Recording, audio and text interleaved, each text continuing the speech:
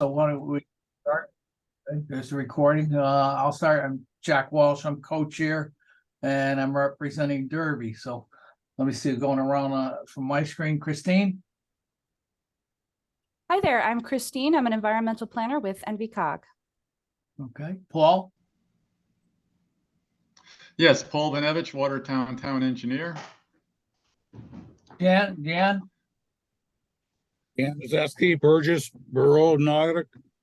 Okay, Brian. Hi, everyone. Brian Searwich, Town of Seymour. Aaron, one thing you guys can do is remove Rory Burke from Town of Seymour. He's with, I think, North Branford now. Yes, thank you. Molly. Hi, I'm Molly. I'm a community planner with NVCog. Sal. Sal Porzio, project manager with the city of Waterbury. Hey, a lot going on up there. Richard. Good morning, Rich Donovan, Director of Transportation Planning for the NVCog. Okay, Mark. Yeah, good morning, Mark Nielsen, Assistant Director, NVCog. James. Jim Culpa, VHB, liaison for DOT local roads. Emily. Hello, I'm Emily Ritchie. I'm a community planner at NVCog. Heidi. Hi, Communications Associate at NVCog. Ricardo. Good morning, everyone. Ricardo Rodriguez, Brownfield Program Coordinator here at NVCog. Amanda. Amanda Birch, Thomaston Greenway Chair. Drew. Drew Backlick, Director of Municipal Affairs for NVCog. And sorry, I'm not on camera, but I'm going to be driving into the office during this meeting. Good man. James. Jim Stewart, Public Works, Naugatuck. Kim. Kimberly Bradley. I'm with DEEP. I'm the Trails and Greenways Coordinator. Also just about to get into the office, so I'll be on video in a second. Okay, Karen. Karen Cook, Oxford. Okay. All right, this one is a tough one. VSurf. Yeah, sorry about that. Vincent Seifert. Okay. I'll fix that. I'm with Naugatuck. I'm a volunteer on the Greenway Committee. Okay. Anthony. I'm Anthony Lagana. I'm currently an intern over in Thomaston's Land Use Department. Okay, and then the last one is just a phone number, 203-376-7182.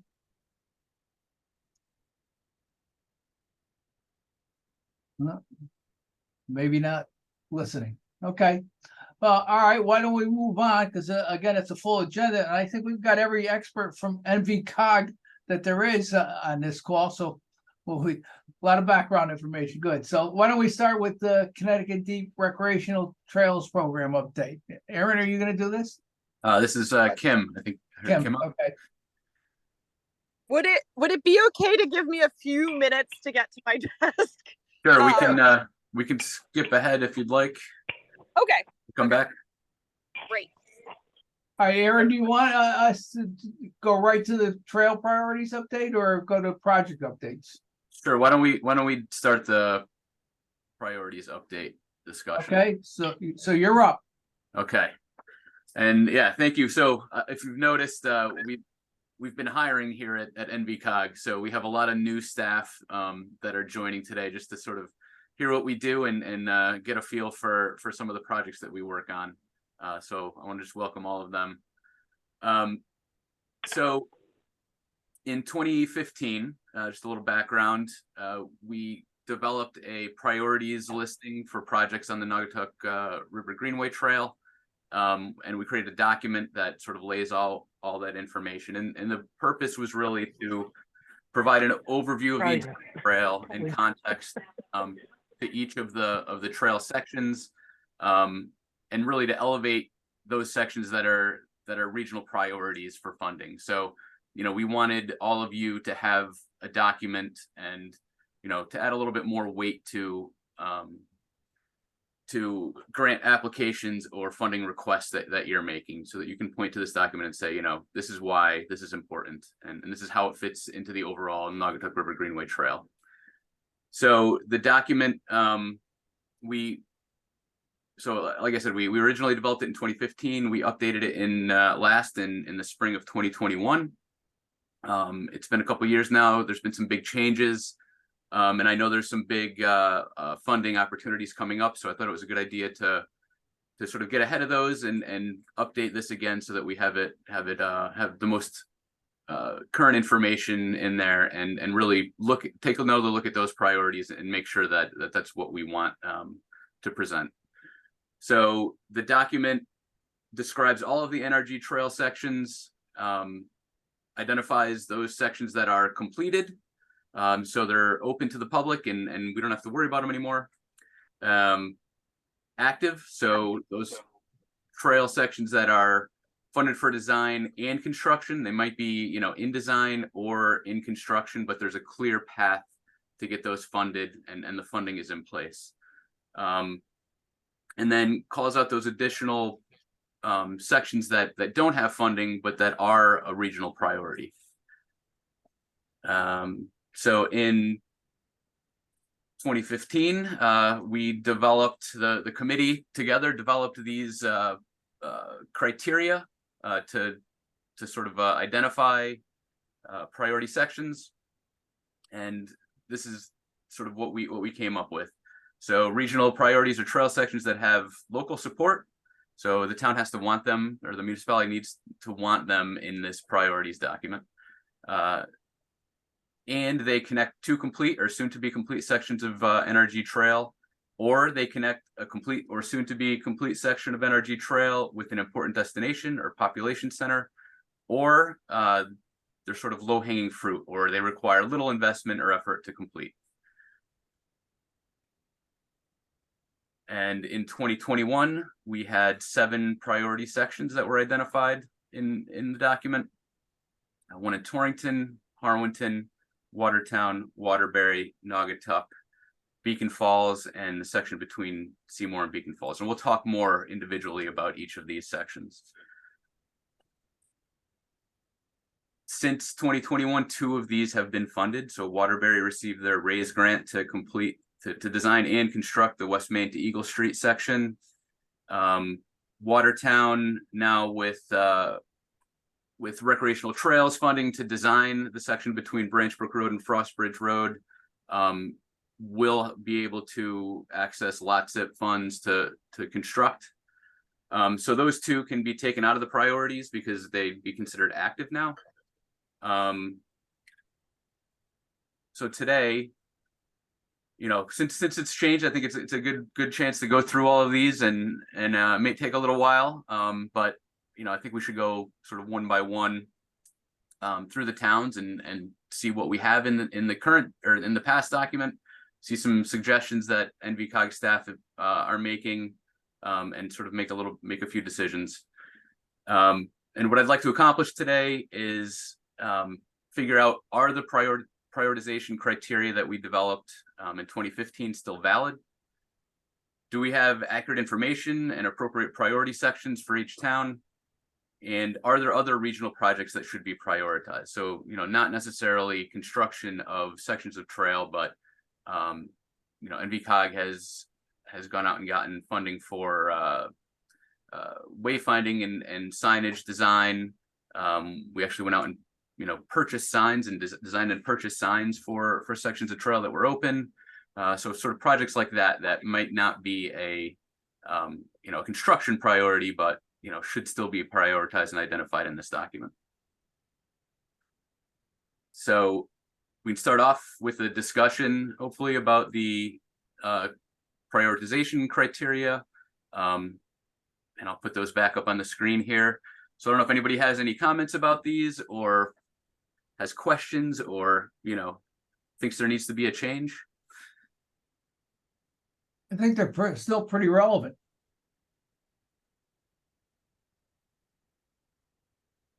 Does anyone want to add anything to this?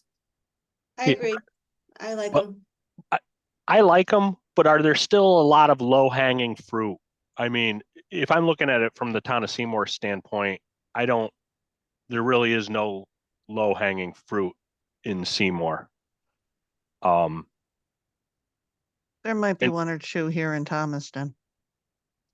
Yeah, and I think Aaron will go through some of that later on when he goes town by town, and then I think you can add at that point to the conversation. Aaron, does that make sense? Yeah, and there is one that was identified, and we'll go through. There's one in Harwinton that is really low hanging fruit that that could still be implemented. But I think you're right. I think I think most of the low hanging fruit has already been plucked. But yeah, I agree. Any just comments about the general criteria, not specifically about a project in your town? Everybody comfortable with maintaining these priorities? They make sense. Yeah. All right, Aaron, why don't you go ahead? All right, I'm glad everyone agrees, because we sort of took a look at the 2021 document, and we sent you a revised document with some recommendations, and obviously it's up to the committee to decide whether or not to accept those. But so the second step really is to see if we have accurate information and the appropriate priority section. So now I'm going to go sort of town by town through what is in the document. So starting in Torrington, I'll go north to south because that's how it's presented in the document. So in Torrington, and this may look a little bit different than what's in the document that we sent, because I've had a few discussions with Rista about some changes she wanted to see. So we did update the map. So right now we have Torrington 1 is really from downtown to the Sue Grossman Trail. So it might not actually technically be part of the Naugatuck River Greenway, but it's still sort of an extension of the Greenway, connecting it to the Sue Grossman Trail. So that's Torrington 1. There's some design. The city's very active trying to get that completed. Torrington 2, we have as a regional priority. So portions of Torrington 2 are constructed. So Franklin Plaza and a couple and a small adjacent section was just completed last year, but there's still a gap between downtown and the senior center at Albert Street, where the next section starts. So that was identified as a regional priority in 2021. Torrington 3 is recently completed. And then Torrington 4 is Toro Field to Bogue Road, which I believe has been designed. So I think I heard Rista on.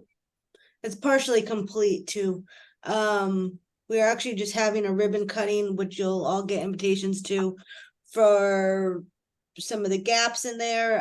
It gets us all the way to the Water Pollution Control Authority, and then there's just a couple 100 feet to get to Bogue Road, so it's partially complete. Okay, you still don't have funding to complete that last section. No funding, and design is done, but it's not really constructible the way it's designed. Okay, and so for Torrington 2, which is the gap between the senior center and Albert Street and the senior center and downtown, you still feel that that's should be a regional priority? I do, yeah. Okay. So we might make a few changes to the description. I might reach back out to you, Rista, to get the details. Yep, absolutely. Okay. So we can move on to Litchfield, Harwinton. I know, is anybody from Harwinton or Litchfield on? So Litchfield, Harwinton, sort of a unique section, because the two towns, the boundary between the two towns is the river. So depending on which side of the river you're on, it's either Litchfield or Harwinton. In 2020, we conducted a routing study that laid out the route, came up with some construction and design costs. So that's what we have on the map here. And one of those sections, Campbell Hill Road to Wildcat Hill Road, Litchfield Harwinton 3, we identified as low-hanging fruit. So it's a Valley Road is a very low volume, low speed road right along the river. And the routing study recommended just signing it as a shared roadway, putting up some Naugatuck River Greenway signs, putting in some, possibly some, some parking or something like that. And, we could certainly, say that that's part of the Naugatuck River Greenway. So that was the low hanging fruit one that I mentioned before. I will check in with Harwinton because that whole section is in Harwinton to see if they want to keep that on here, and I think we could move on. Just one quick question, Aaron. Sure. City officials pursuing this, or is it just kind of lying dormant there? Yeah, we have not really talked much with Harwinton about it. At the time in 2021, I believe, gosh, I can't remember her name now. Susan Stitch. Yes. She wanted it to be in the document. So, but yeah, I haven't heard of any action on it at all. Yeah, and I remember the day we did the walkthrough. I mean, it's a beautiful section, but really couldn't judge whether they wanted it or not. Yep. Okay. So Thomaston, there's been a lot of sort of behind the scenes work going on in Thomaston. So Thomaston Dam to East Main and Elm, that was routed in the 2020 study. I think that's more of a long-term project. But East Main Street to Watertown Road, the town did receive a Transportation Alternatives Award to construct that. We've been going back and forth with the department about how to pay for the match and how to, possibly use some creative funding mechanisms to reduce the local match, because the cost of the project really skyrocketed since Thomaston applied for that funding. But we have it listed now as active because there is funding there, and I think we have to be optimistic that it's going to get funded in the end. And then the town also received a recreational trails grant to design the Watertown Road to Old Waterbury Road trailhead, and has designed and will have lots of funding to construct that last short little section from Old Waterbury Road to a new bridge over Branch Brook. So that NBCOG staff is recommending that centerpiece, Watertown Road to Old Waterbury Road, which the town does have some design funds for now, be identified as a new regional priority, since it will sort of bridge that gap between those two sections that have funding. And I'm happy to discuss that with you all. We would absolutely agree with that, because with that, there's a long defined piece from Watertown straight up into the center of Thomaston. If we could do that, that would just be fabulous. Okay. Aaron, this is Mark. One quick comment. The cost estimate for the short section to Branch Brook, we should reconsider upping that cost estimate, because that was done from 2019. Yes.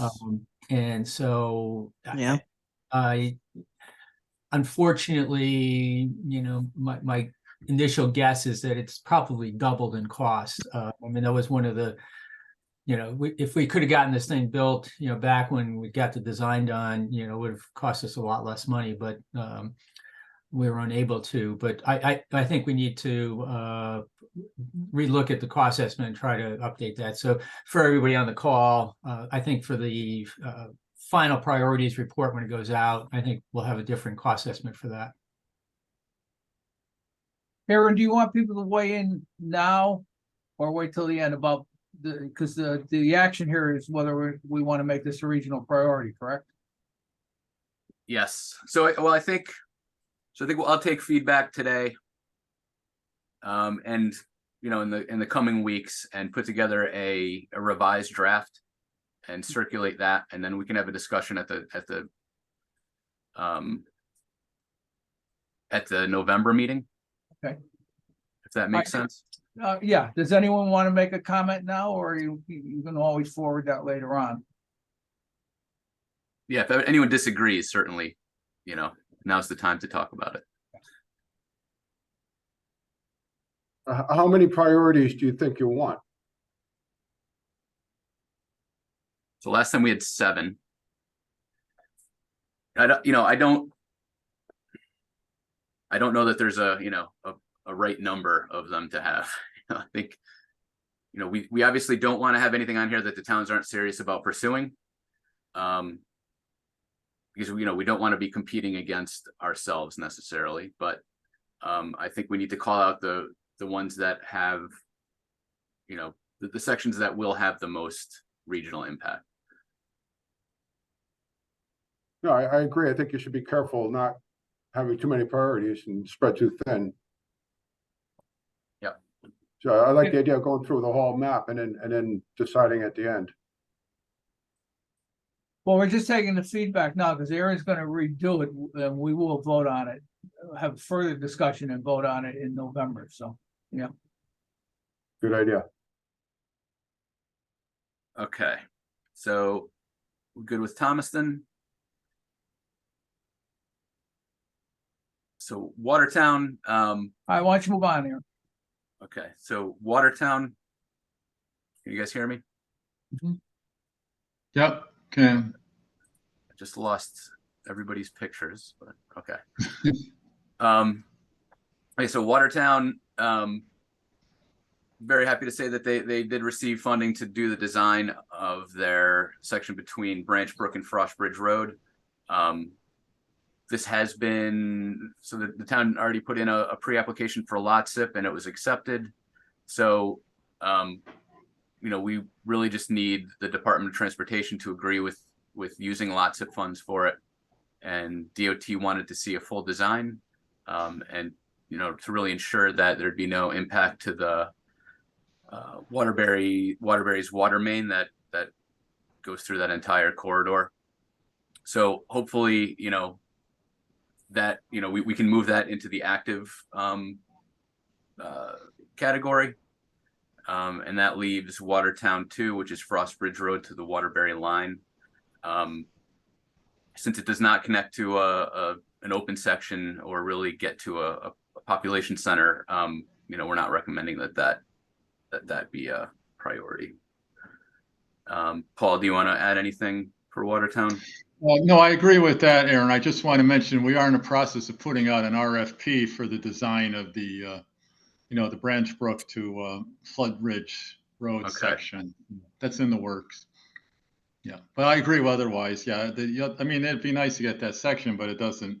I mean, the south from Frost Bridge to the town line, but it's not, doesn't connect anything at this point. So. Okay. Try to move along.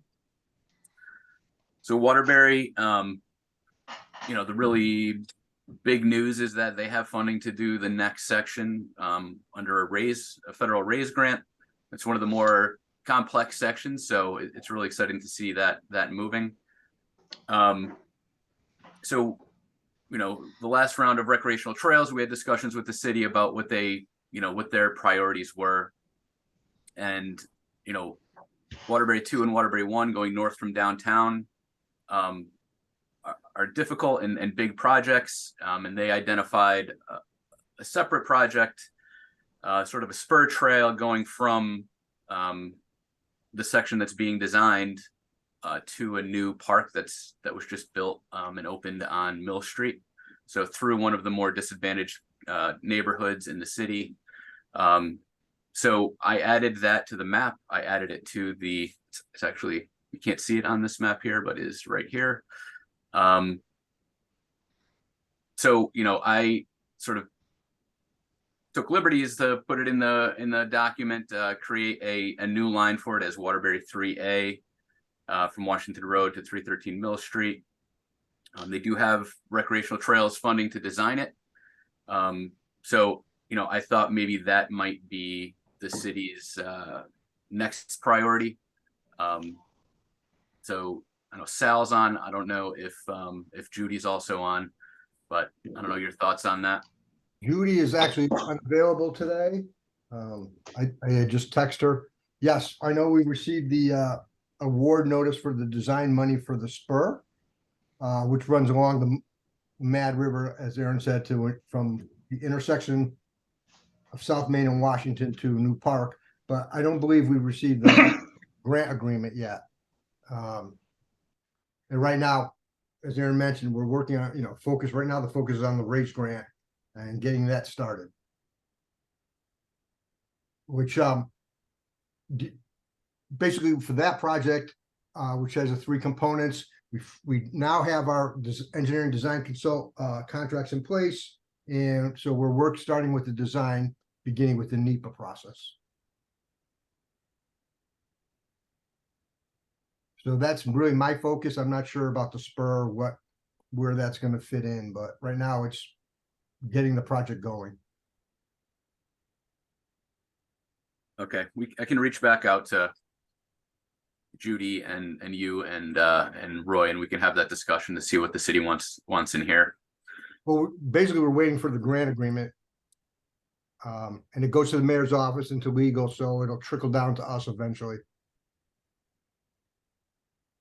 Okay, and I'm sure Kim will have some updates on that when she gives her rec trails update.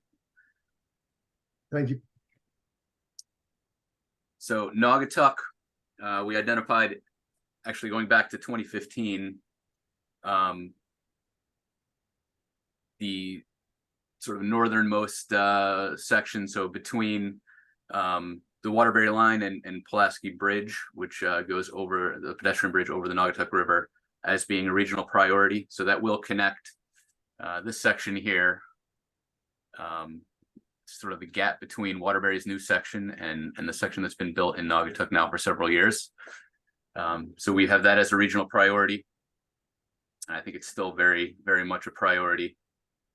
And then Maple Street to Breen Field, the borough did receive funding to design that under rec trails, and they have submitted a pre-application for lot SIP for that. So that's why that is listed as active. Anybody from Naugatuck have any comments or suggestions?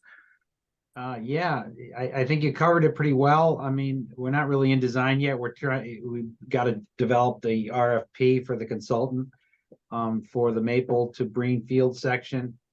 Another issue internally to discuss is the Breen's Field to Beacon Falls, and the mayor's got his big rail project or industrial park going on. And we just need to make sure that there's at least a option to get through there when it's constructed. So that's where we are. Okay, and okay with Naugatuck 1 still being a regional priority? I think I agree. It is definitely a regional priority. Aaron, can I ask a question? So on that Naugatuck 4 piece, I know that I've kind of heard of some of that work that's being done.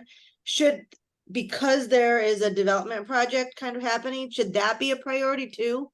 Or is that just kind of not connected enough?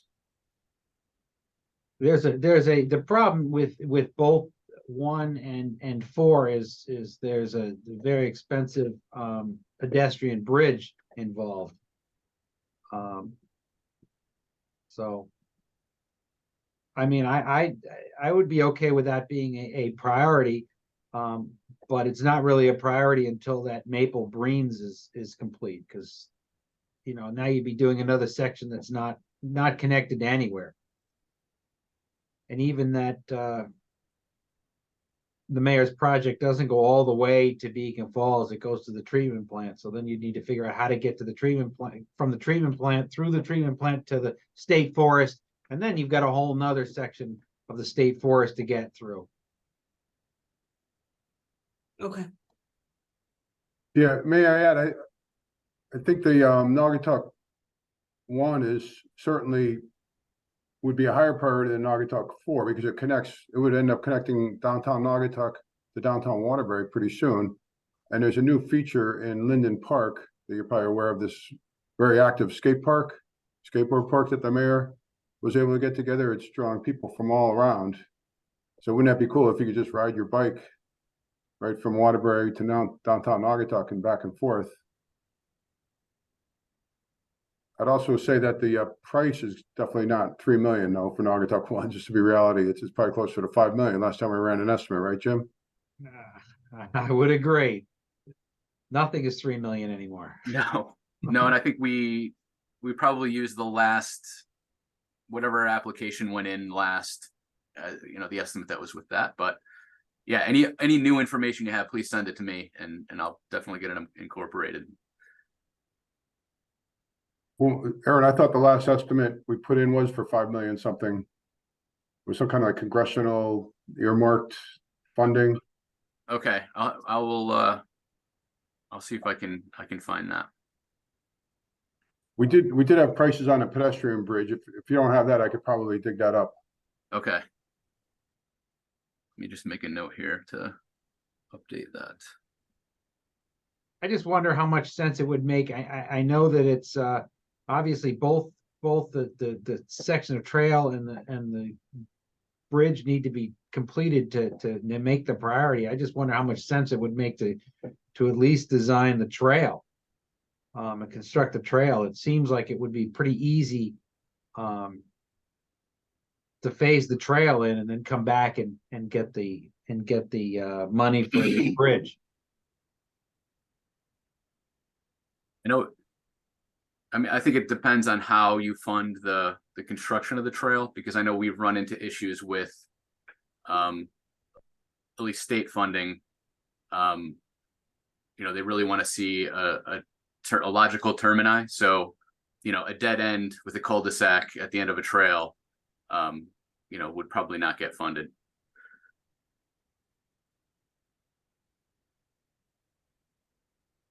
I don't know, Jim Culpa's on here. I don't know if you have any insight. Yeah, for federal funds, you got to have logical termini and independent utility, and then lots of the same deal with, because it mirrors SDP urban. So. And just to go on to that conversation as a segue, that's one of the conversations we're having with the department, because we sort of disagree with for trail projects to have a hard and fast logical termini, because it doesn't make sense for these. We need to look at a broader definition of what a project limits are. And if we have a plan that goes beyond a certain point, we need to do that. You know, because in this case, especially, you know, the idea of, well, we have a bridge that's going to be kind of a missing link. That means we can't do anything until we actually get the money to build the bridge. So it just doesn't make sense. And, you know, we need to, you know, like Aaron mentioned earlier, we need to think more innovatively and be a little bit more flexible. So that is something we are trying to get a conversation going with the department on, you know, this insistence on, you know, logical termini. So it's not, you know, it's something we're working on.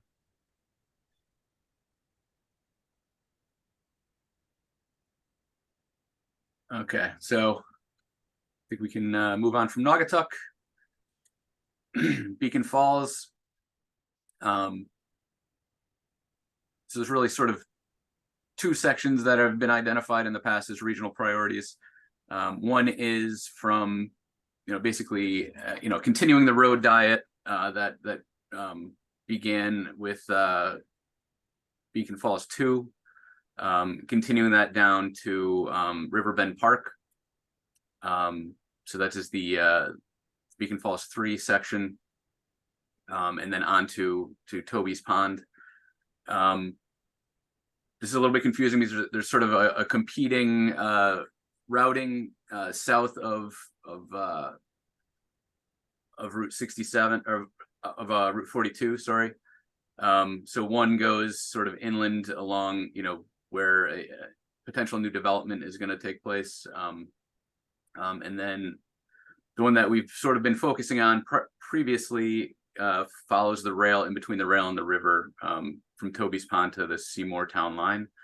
So, that was also identified as a regional priority. So connecting downtown Seymour to Toby's Pond, basically connecting to Toby's Pond from each direction. And you'll see that sort of lumped in with a section in Seymour on the next slide as well.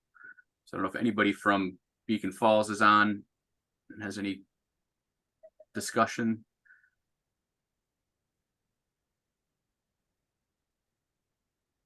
Okay, I will reach out offline and discuss with them, see if they still want to have those listed. So in Seymour, you'll see that Seymour 1 is part of that section that crosses the town line and connects to Toby's Pond.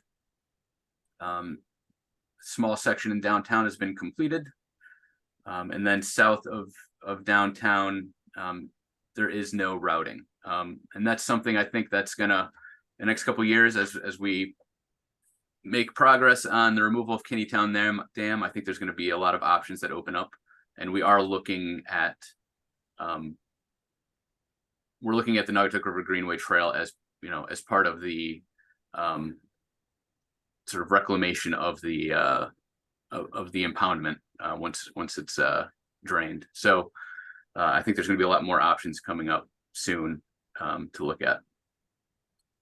Brian, I don't know if you have anything else to add. Yeah, no, thank you, Aaron. All very good. Yeah, we I guess the Beacon Falls to Bank Street, Seymour 1 is what you call it. We also call that the Route 42 corridor, and that's a priority for Seymour. We requested funding in the most recent Community Investment Fund grant application to include the Greenway Trail in with the road. So hopefully things look good for us, and we can move forward with this if we get some funding. Great. Thank you. So then moving on to Ansonia. So Ansonia. Yes. Oh, sorry. This is Patrick Haynes from Haynes Development. Kathy Ekstrom is trying to ask a question. Is that okay? Sure. Hold on a second. Hi, good morning. I was trying to unmute and Aaron and Brian can hear me. I just want to reaffirm what Brian stated, that, we're moving forward with our project at Seymour Beacon Falls. So the idea of connecting the Greenway along the river and rail should remain a priority. We did receive some funding through Rosa DeLaura's office regarding our project a few months ago, and that's working its way through the process. And that's a $3 million federal funding that's going to help us kickstart the project.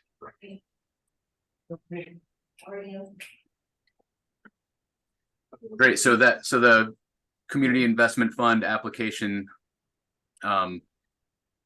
is sort of to build on that. Right. So we have to construct a road from Route 42 to 313 Route 67. So that's the access road. And that's what we've been attempting to get funding for a number of years. It's roughly a $20 million road project.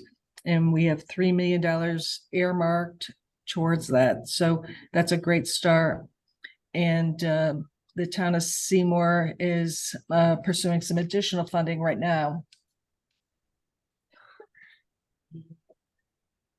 Great. Well, thank you for joining us. Nice to hear a new voice that's involved in this. So thank you. Well, thanks for having us. And exciting to see something moving there too. Okay. We got to Ansonia. So Ansonia has a lot of complete sections, and they just completed about to complete the routing study for the section between the Seymour line and Bridge Street. And I know the recommendations in that study are going to have a trail ending at Nolan Field.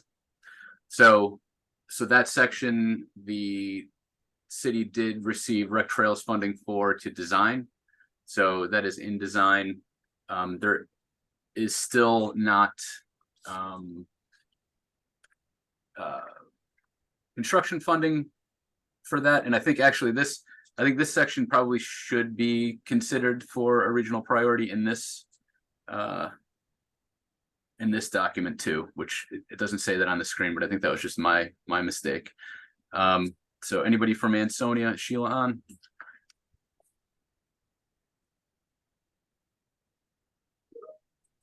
Let's see here. Okay, well, I'll reach out separately on that. So I don't know if anybody else has thoughts on that. So this section would connect the trail that's constructed in downtown to Nolan Field, which is a pretty big park in the northern part of Ansonia. So if anybody has any objections to that being considered as a regional priority.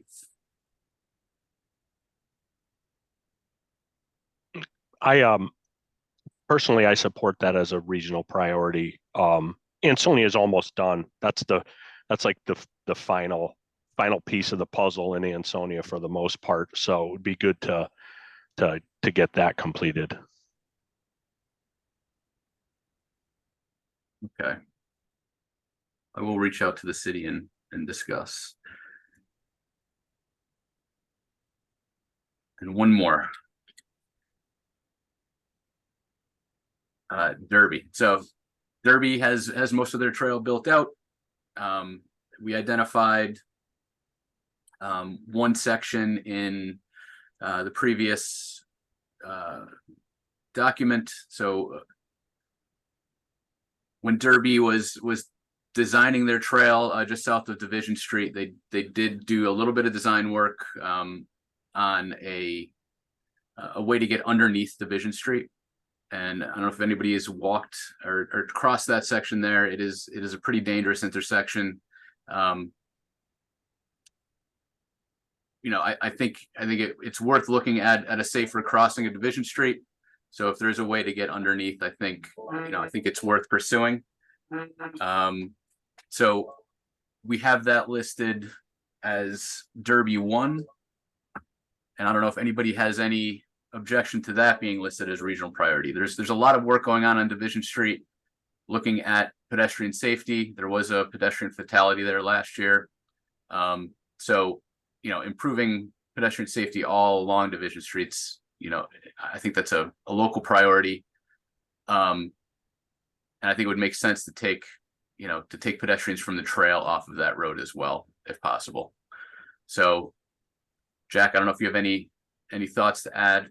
Yeah, I mean, that was a concern of ours from the day the trail opened. The crossing right there at Division Street is by a pedestrian with lighting, with stoplights and whatnot. It's not a good place to cross. I've done it myself, and it's not good for the traffic either. I mean, it disrupts the flow of traffic, but it's not a good crossing. I would consider it highly dangerous and highly disruptive. So there was some preliminary look of going under the bridge, and I think the issue, Mark, you may know more about this than I do. They were talking about the 500-year flood or something of that nature, which was an issue, but yeah, it would be much safer to go under that bridge instead of having people cross the road there. And what we're hoping to do going forward is actually consider it as, you know, a safe streets for all type of grant application. That's a federal program that's looking at high hazard locations and then, you know, trying to fix them.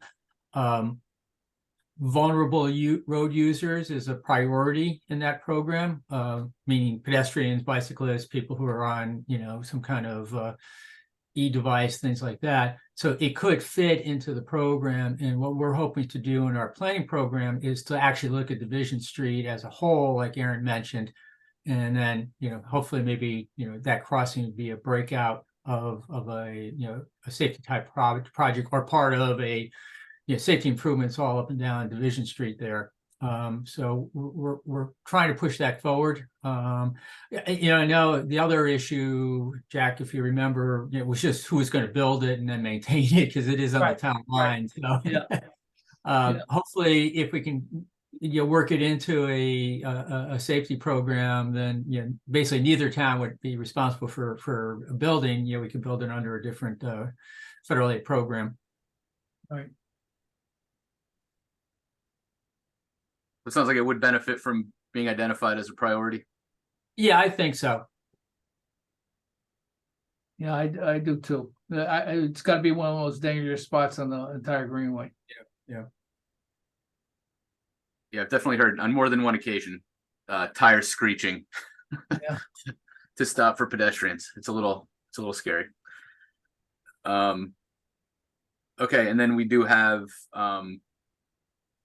the Derby Shelton Bridge is an active project, and then the section leading to the train station from the Derby Shelton Bridge, basically, which is going to be, as I understand it, designed under redevelopment projects south of Route 34. Anything else to add there, Jack? Well, I was just going to ask a question. I know the city has a grant coming up for the train station itself, and it was a pretty big grant. That doesn't include any money for these connections we're talking about here? Well, yeah, Jack, that's something we're pushing. That's under the RAISE program. The state applied and was awarded money to renovate the station area, put in high-level platforms.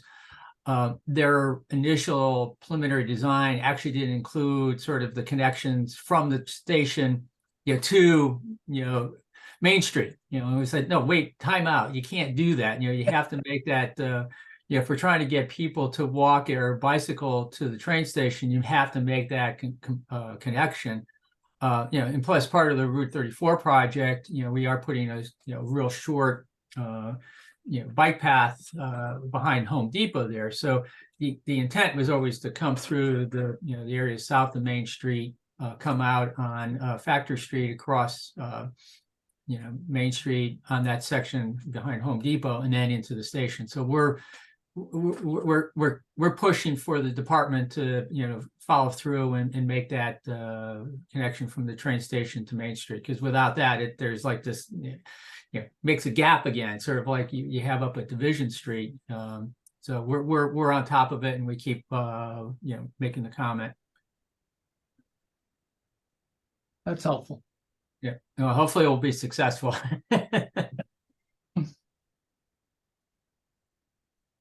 All right. Well, thank you everyone for bearing with me as we went through all of those 11 towns. So I guess the last question I wanted to answer today, or at least discussed, is, are there other regional efforts we should be considering to include in this? Like I said, we've, you know, NVCOG has received funding to design and purchase signage in the past. Are there any studies that we should consider doing? You know, I think if we mention those in this document, it could be helpful for future grant opportunities. Any ideas? Well, we did the Eric? economic impact study before, would it be time to do an update to that? But that was pretty expensive, if I recall. Yeah, that was pretty extensive. And again, I think a lot of the information hasn't really changed, because it just looked at, what the impacts would be if we were to build the entire thing, build it out. And I think what Aaron's doing here with the priorities report, we are updating sort of the cost estimates. So, I mean, that's one thing we could sort of do a sort of a quick update of the economic impact is the direct construction costs that we use should be updated, because they're 2016, so we're 7 years, Right. Farther down. So, we should probably think about doing that and doing a little bit of an addendum. Aaron, one of the thoughts I had, and I don't know if it rises to priority level, but we did fund the routing study from Torrington through Litchfield, Harrington, Thomaston. Does it make sense to make it a priority to move any of those sections into design so that they can move to the next step, or is that something that we kind of just want to leave with the towns to do? I definitely think we should maybe engage Litchfield and Harwinton a little bit more. I know, we've had representatives on and off this committee. And we did go and visit the CEOs after we did that study and shared our findings and everything. And, there was maybe lukewarm reception, so, I definitely think engaging those towns a little bit more could be helpful. And we could definitely put something about that in here. I think whether or not something goes to design is, at the end of the day, up to those towns, and for a large section up to the Corps of Engineers too. So. Well, and that's kind of what, I mean, we could talk offline, I guess, too, but that's kind of what I was thinking. If it's not our priority, especially the Army Corps, will never make it theirs. Yeah.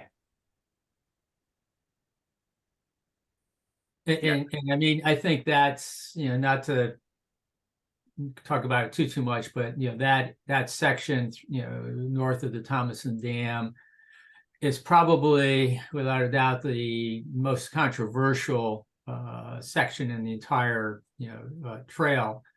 And I'm not sure if we want to include it in the priorities report, but I think it is something we need to think about how to sort of proceed, to try to get that to be a reality. Quite honestly, we feel that what we're proposing, in the dam property would have been a win-win for all users, all regardless of mode, whether it's motorized or non-motorized. It really would have been a signature project that would have benefited all users. Our problem is that a negative opinion was put out there, and that was the only one being heard, even though it was wrong. So I don't know, maybe it's something we can think about, whether we do sort of try to re-engage and like you said, build up some support, because I mean, Thomason's not going to spend the money to build a section in core property. Harwinton or Litchfield aren't going to either. It will be up to the Corps to sort of get behind it and say that's something they want to do. So but it's something we can think about revisiting. Maybe we can get the Corps representatives to start coming to these meetings again, just as or at least inform them that the meetings are going on. Yeah, Aaron, you invite the Corps. They're on our list. Yeah. Can I interject for just a second? Sure. Okay, so as a Greenway committee, we actually reached out to the Dirt Bike Riders Association, and we've been in contact with them. And we invited them to our Greenway meetings, and they're very receptive about it. There was just some miscommunication about everything. And so we've actually been emailing back and forth. And one of our Greenway members is actually going to be joining the Pathfinders, which is the dirt bike riding community or whatever they're calling themselves, so that we can establish that relationship. And we offered for them to have a liaison type position on our Greenway committee as well. Yeah, and again, I think that's great. And I think that's what's really needed to re-engage. Because like I said, I think what we were coming up with, would have been a real good project for both. It would have been, improved safety for both motorized riders as well as people on bicycle and just walking through that property. And it could have been a benefit for you, but again, like you said, there was a lot of miscommunication, and so your engagement is great, and we encourage you to continue. And if you're interested in us helping out on any of that engagement, just let us know. Or I should say, I think that would be very helpful, especially after having attended those sessions. I mean, I don't know how many of you were at those sessions, but when you walked in, the air was just so hostile. Yeah. Before any presentation was made. So reaching out and trying to avoid that before we get to any more public meetings, I think it'd be very helpful. Yeah. All right, any other comments on this before we actually, Aaron, do you want to show the status map all once again? Got it on there. Sure. Well, here, actually, let me just say, so, takeaways from this discussion, I think, I'm going to assign you all homework to go and look at the stuff that we sent out, the document and the map. There's sort of two levels of mapping, and I can quickly show that.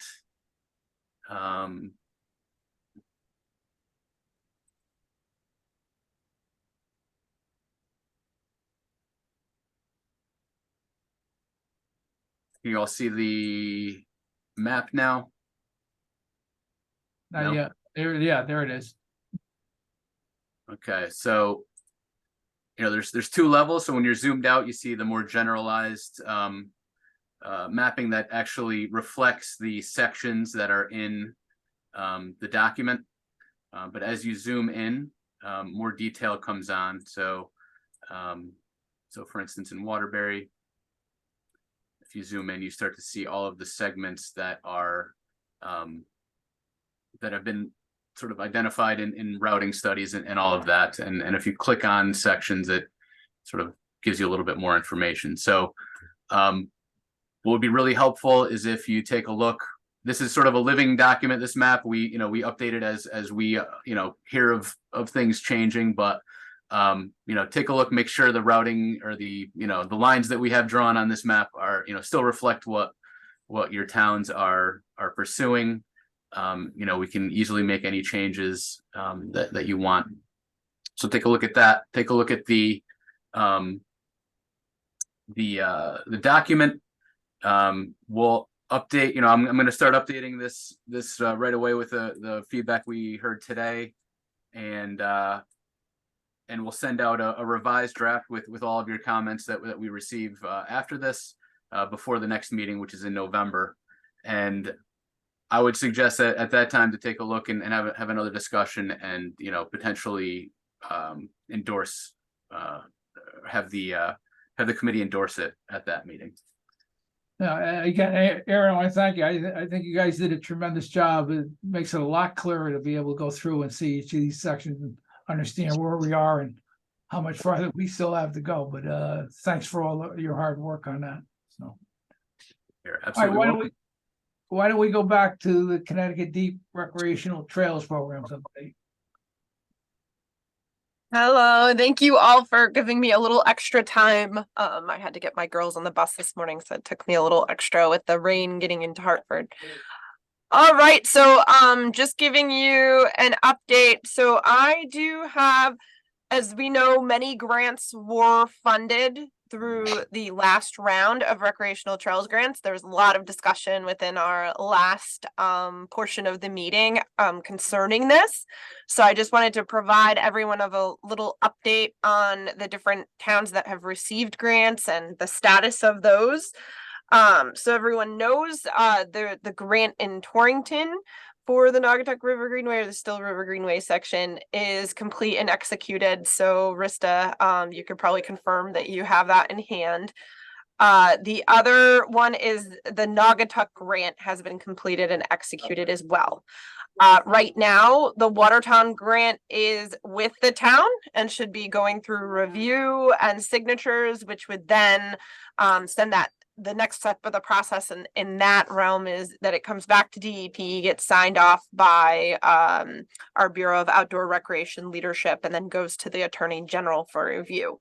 So Waterbury and Watertown are both in that status. So Waterbury, your grant contract, the draft contract has been sent out. If that should be sent to someone different, please let us know, but I think that that should be in place and be going through review.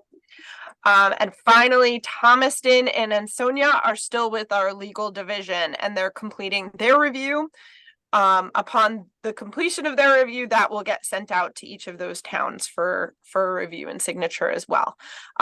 Just a quick reminder for everyone receiving grants: ensure that you have a fully executed contract before you start any work that you anticipate will be reimbursed. So efforts that could be considered match, it's totally okay. We do a look back of 18 months, but anything that you expect to be reimbursed through our grant program, make sure you have an executed contract in hand. Just a reminder on that point. I'm getting a lot of questions about the next round of Rec Trails funding. As everyone may be aware, there was a $10 million per year line item within the state budget for the recreational trails program. We are waiting on the bond commission to release those funds. So at this time, the commissioner of DEP has sent a letter out to the bond commission requesting those funds to be released. However, we have had canceled bond commission meetings. It's not anything surprising during the summer. Sometimes it's difficult to get a quorum, but the July and August meetings were canceled. So we're keeping our eyes out for the agenda for the September 29th meeting. Upon that, if the bond commission releases these funds, we will work towards releasing an RFP. At this point, it probably looks like it'll be either October, early November release.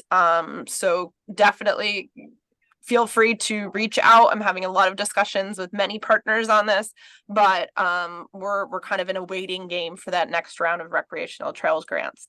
And one last item I wanted to note, and Rista probably is planning to speak to this later on in the meeting, but we've been through the Greenways Council diligently planning our 5th Connecticut Trail Symposium. It will take place in Torrington.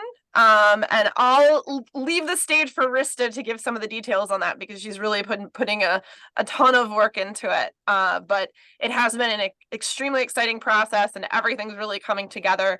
So please mark your calendars for the 10th through the 13th of October because we have quite a few activities going on for our 5th Connecticut Trails Symposium. So I think that's about it. Unless anyone has any specific questions on our end, I'm happy to answer any questions people have. Kim, this is Stacy. I'm from Thomaston. Thank you for the update because we were wondering what the status was. My question is there good contact information to reach you? I've tried emailing and I've tried phone calls and I haven't been successful. And I don't know, maybe if I have the wrong number or something. No, that's what my email and phone should be good. What I will note is it's usually best if people contact me on my cell phone because I do work remotely 2 days a week. So let me make sure I give that to all of you. So it's 203. So my cell phone number is 203-915-5201.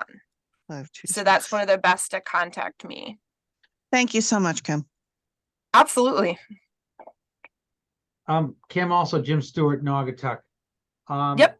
We're about to start putting out an RFP, RFQ for the design of that Greenway section.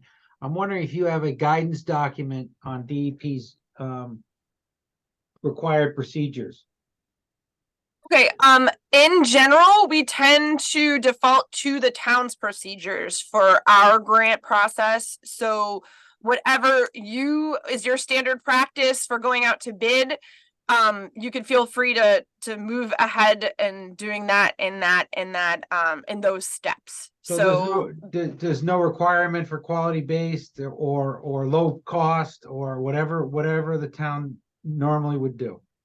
Yes, for our projects. So that's different for DOT, but for our projects, yes, Understood. you go across ahead in the process that you take. And what stages would you want to look at? Do you want to review the contract prior to being signed? How do you guys want to be involved in the selection of an engineer? Okay, it's kind of on the town to make those decisions. You can provide us if you'd like us to take a review of your, RFP or document. We're happy to do that. If you want us to review the contract, that's okay. We're happy to help you along in the process, but that's really on the town and the municipality in that scenario. Okay, thank you, Kim. Absolutely.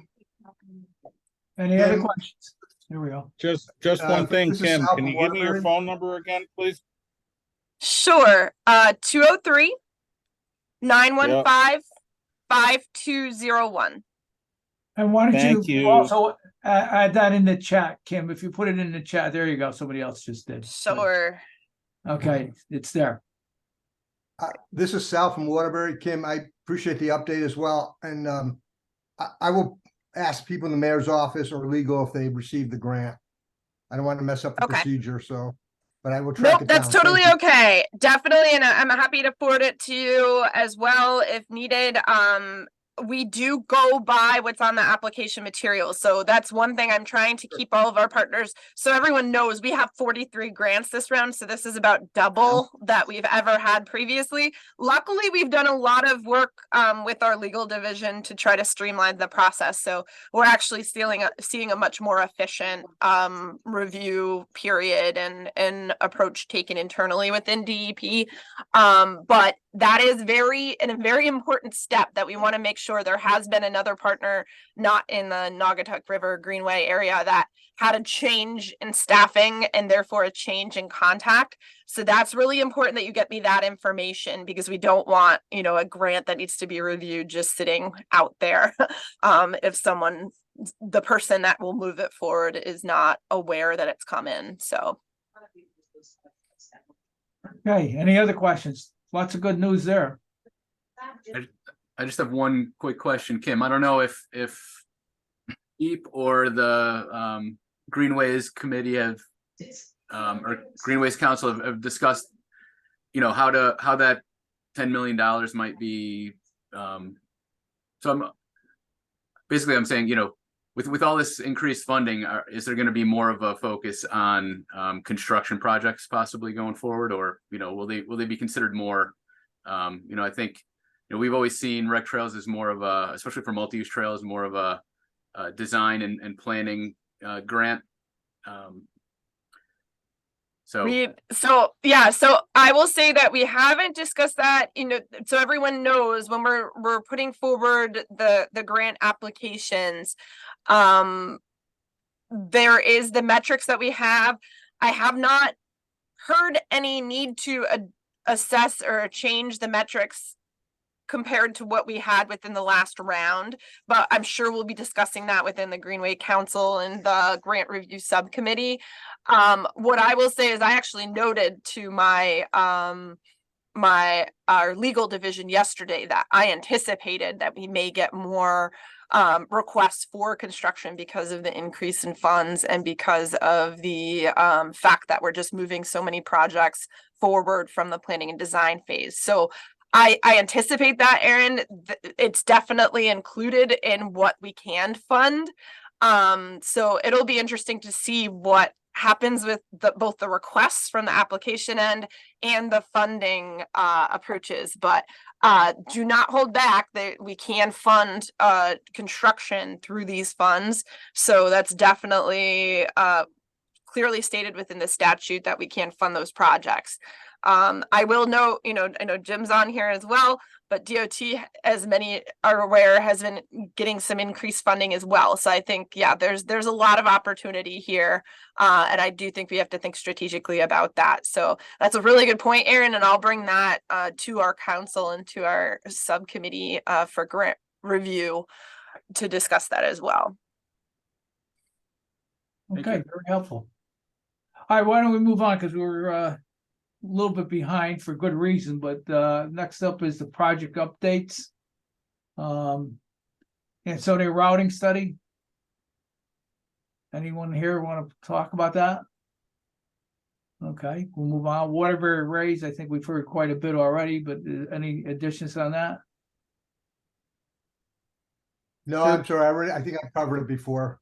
Okay, great. Thanks, Al.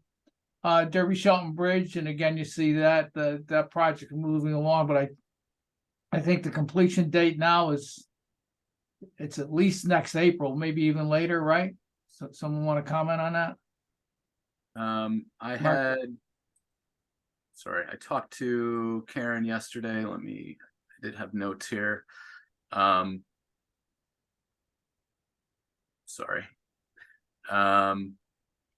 think Derby Shelton Bridge, spring 2024 is the current expected completion date. Right. A lot of work going on, particularly because of the utilities slowed the project down. So, but it's working. Okay. And I should point out, Shelton's has some unique things that they're trying to do on their side. It's not part of the Naugatuck River Greenway, but they're even looking at doing some work on Canal Street, which would be pretty interesting for people who would want to walk that part later on, but that's for another time. Derby Route 34. Well, look, if you've driven through downtown Derby or on Route 8, north and south the last couple of days, there's a tremendous amount of work going on there. And, we're at least a year away from that completion as well. Also, on this island, you see the picture there that opened. It's been a hit with people using it. So again, that's completed now. Kennytown Dam. Aaron, you want to talk about that one? So we're continuing that project. We went out for RFQ for design engineering services for there's a few sewer mains that need to be relocated before the dam can be removed. So that's NVCog's working on that. We're working with Save the Sound as a partner in this project. They are working on a RFQ for engineering services for the dam removal. So that's moving forward. The deeper we get into this project, the more and more complex it gets, and it's turning into a big complex project. But we are making progress, and we're not gonna give up until that dam is gone. So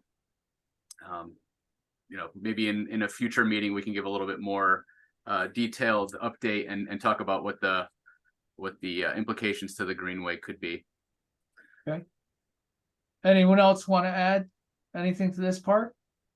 I just wanted to add one thing, Jack, about O'Sullivan's Island. Is there is a vendor now that's operating, right, renting bikes and scooters and kayaks.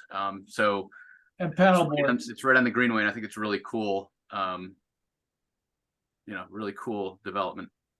It's called Scoot and Paddle, and they're open I think 9 o'clock to 6 o'clock most days. They did not get permission to go beyond 6 o'clock. Now it's not an issue, but earlier it would have been. But if it's successful, they may extend that in the future. But it was a good public-private partnership to make that happen.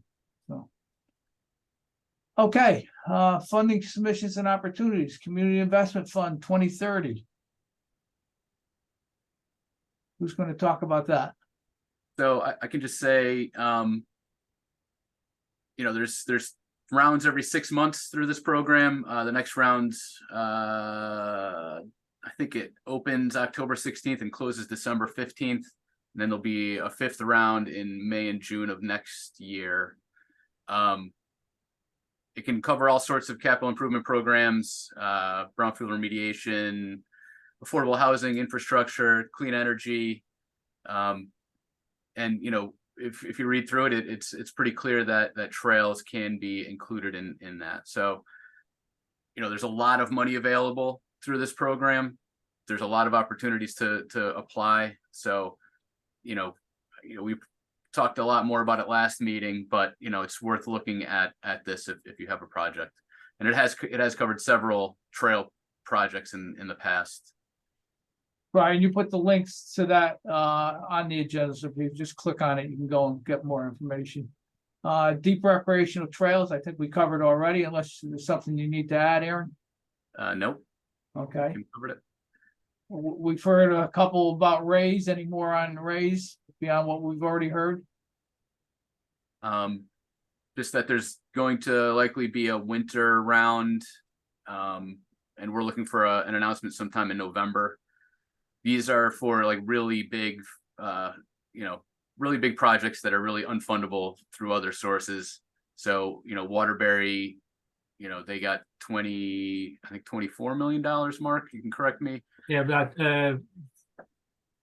well, no, they got 18.9 million, and given their economic situation, actually they got 100% federal dollars. So what I was going to say with Rays, this is really intended for, you know, a large type of project that can't be funded under other programs.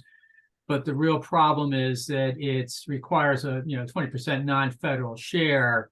And, you know, when municipalities are applying for something like this, it sometimes is difficult for them to, come up with that non-federal share. So Waterbury was fortunate.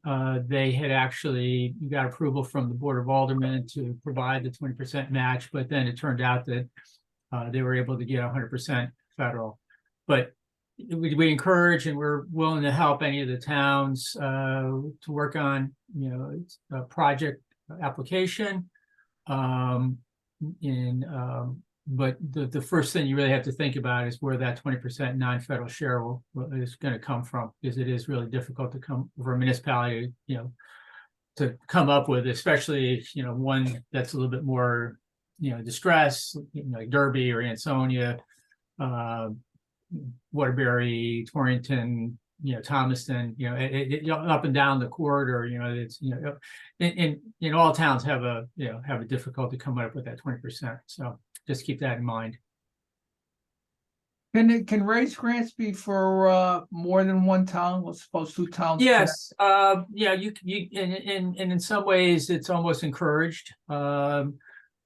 Let's say, just for example, Watertown and Waterbury want to get together to, you know, do a combined project that would build the southern section in Watertown and northern section in Waterbury. They could, you know, go together on an application. There would have to be a lead agency identified, but they could do it as a joint project. I mean, one of the things we've talked, you know, in-house at times is, you know, is there a possibility of doing a regional type trail project that would involve multiple, you know, towns? But again, overcoming that non-federal share requirement is always the thing that sort of prevents us from, you know, going too far with the idea. Okay, but at least there are possibilities. Yeah, there is a possibility. Yeah.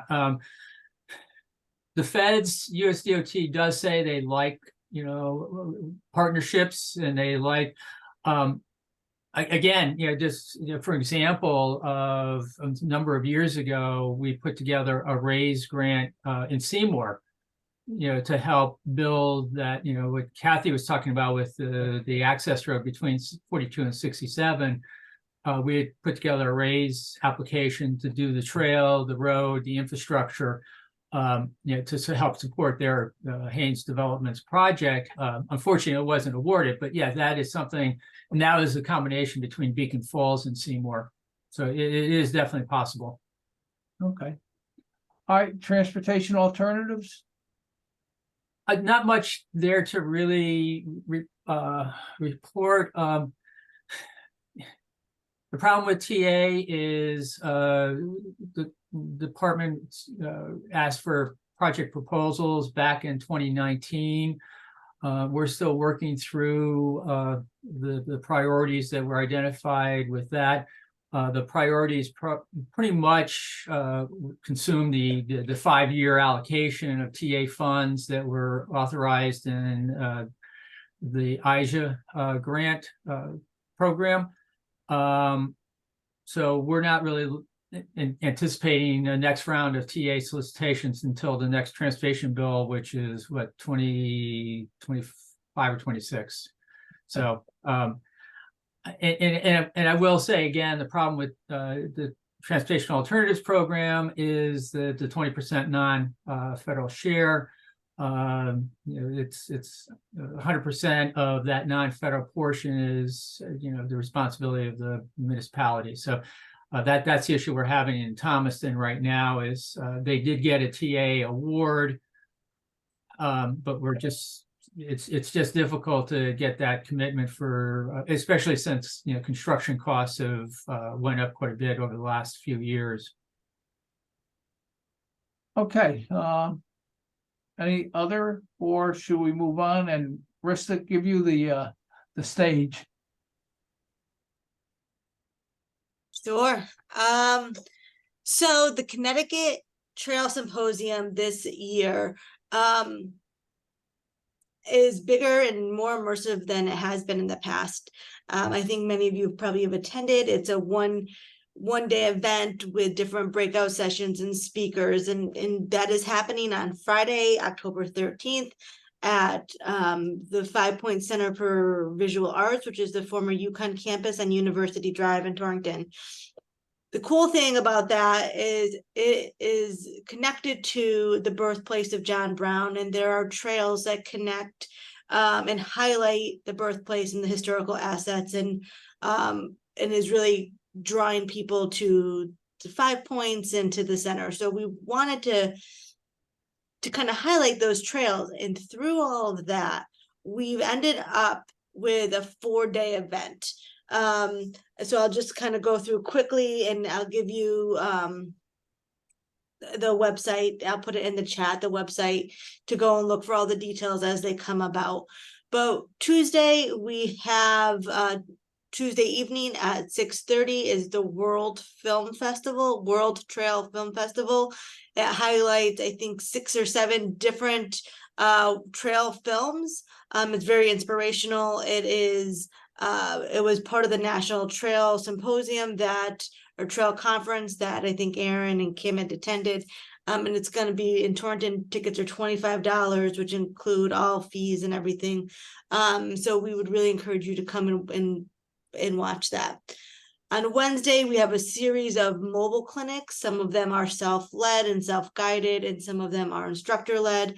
We'll have a bog bridge demonstration, a rigging demonstration to move large rocks. We will have some of our Norbrook, who was a recipient of a Connecticut Greenways award, will have wagon wide rides throughout their trails. So various different things, and those details will be coming out soon. We are very excited that the urban hikers from Cincinnati will be coming to our trail symposium on Thursday. We'll be screening the Why We Walk documentary, which really is about how walking can break down barriers, the cultural differences, rural trails, urban trails, just getting out and walking. So, and that's on Thursday, which is included with the Friday ticket, which is $45. So that's, there's a lot of information. We can go through it in the whole meeting, but I'll stop there. Just to look at the website for all the details. It's going to be really fun. It's going to be really immersive. There's a lot of experience, a lot of opportunities. There's networking opportunities, education, professional development.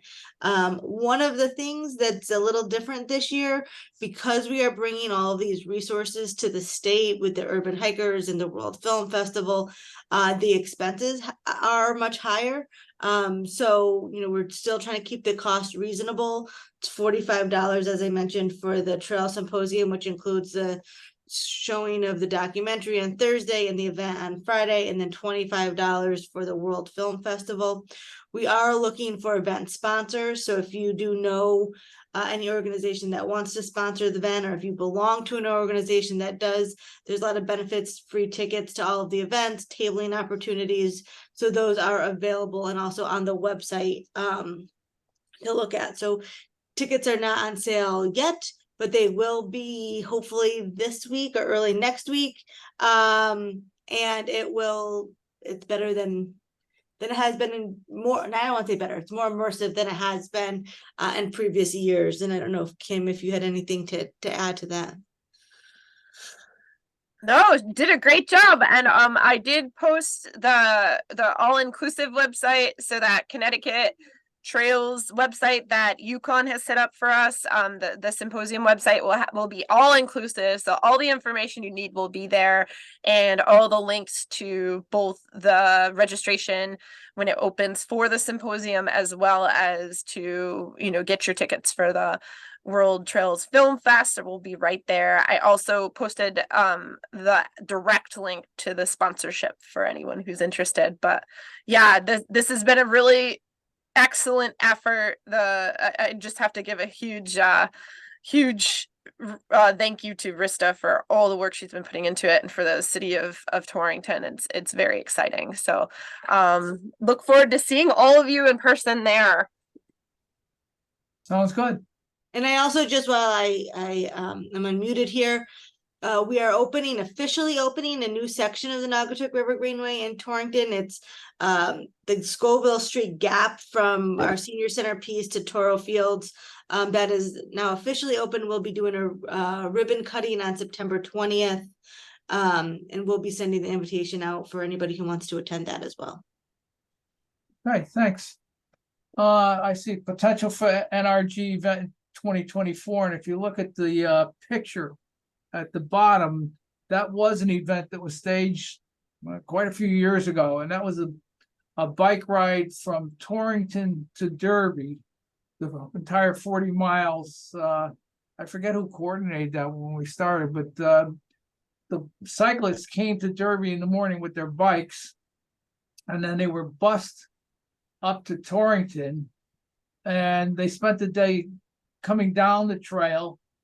Obviously, most of it was just where the trail was planned, and they held news conferences at several of the places to kind of inform people what was taking place. And when they got down to Derby, as you can see, they really lucked out. It was an incredible day weather-wise, and we had sandwiches and refreshments for them.